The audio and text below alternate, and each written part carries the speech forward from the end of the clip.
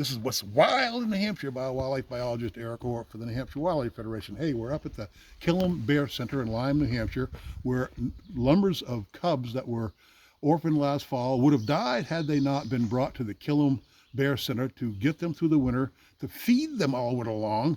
And it's been a program that's been going on since the early 80s, I think. As the former bear biologist, it was, I think, in the early 80s or maybe mid 80s at latest that we brought Ben the first bears, and he could remember better than me. And it's been quite successful. So Andy here, Andy Timmins, the New Hampshire bear biologist, and also supervisor of the.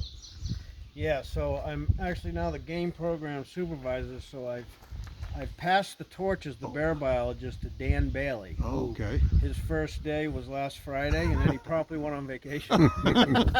but who needs the bear biologist today? but so yeah, so kind of a passing of the guard. So, you know, bears have been coming to Ben Killam's here for a long time, more than 2 decades. Yeah. You just had some numbers in your head. Tell me about some of those numbers. And, you know, do these bears get in trouble?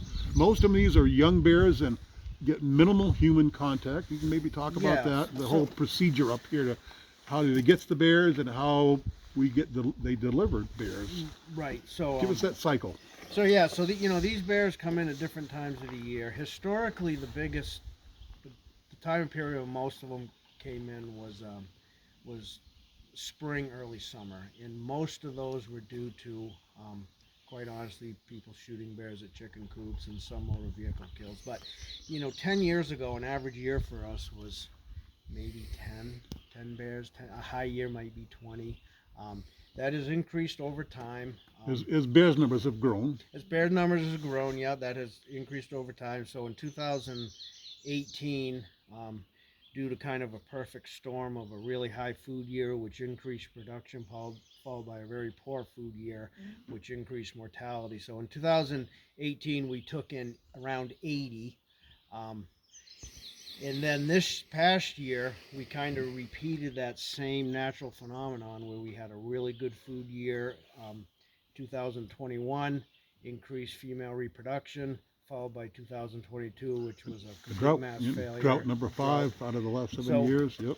So this past year, between Vermont and New Hampshire, we took in about 137 of them, and a lot of those were coming in during the fall and even during the winter. You know, these were, and even this spring, during April, early May, we were picking up yearlings that were weighing 10 pounds. Wow. Whereas a yearling that time of year should be 50, 60 pounds. Right. So over the years, we've brought in, New Hampshire alone has probably released over 400 rehabilitated cubs back in New Hampshire over the past Thanks to 20. Ben and Debbie. Yep. And all these bears are ear tagged.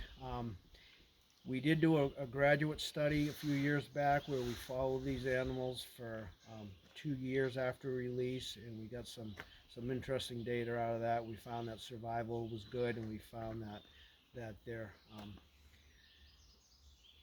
there's a notion that these bears gravitate to people because there's been some level of human intervention, and which is kept to the minimal here. It is. You're not allowed in the bear barn. That's right. So we have data that shows otherwise. So during that study, I think one bear out of about 30 study animals was at a bird feeder based on its GPS point. I mean, any bear's gonna go to a bird feeder. So I don't really contribute that. I don't consider that chronic conflict behavior. Yep.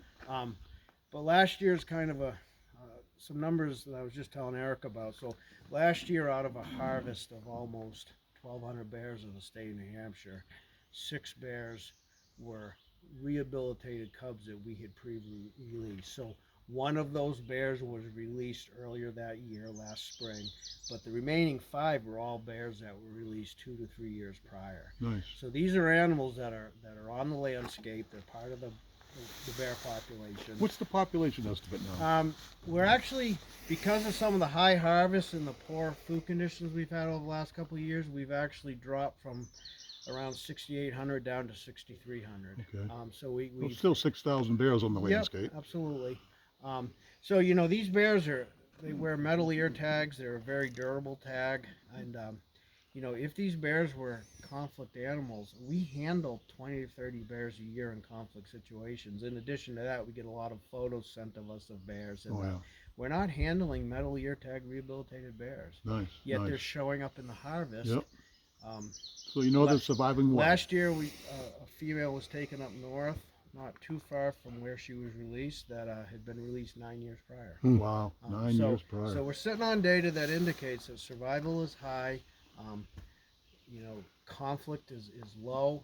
These bears are very much just wild bears that become part of the population. Nice. And so yeah. Yep. So Good because job. of that data, we strongly support the program. So a very successful program. You said something like 1,200 bears have been through here in the last 20 years or something Well, like we'd that? have to talk to Ben getting up, but I can tell you New Hampshire alone's been 400, Okay. give or take, Oh, and yeah. Vermont's probably a couple hundred. Okay. All right. You so, can throw some in from Massachusetts. all right. There's been a lot of bears have been rehabilitated. wow. So, Nice. Good job, Ben and Yeah. Ben and Debbie. Yeah. And, Yep. and Phoebe for many years. Absolutely. Yep. So yeah, the Killam Bear Center is helping maintain a very stable and wonderful bear population in New Hampshire that we've never had before. So awesome care here of the bears that would have all died had it not been from the Killam Bear Center. And hey, today releasing a couple dozen bears. It looks like Yeah. from all the ones lined up, they're going to release over 100 bears over the next week or so. Yeah. We've already released.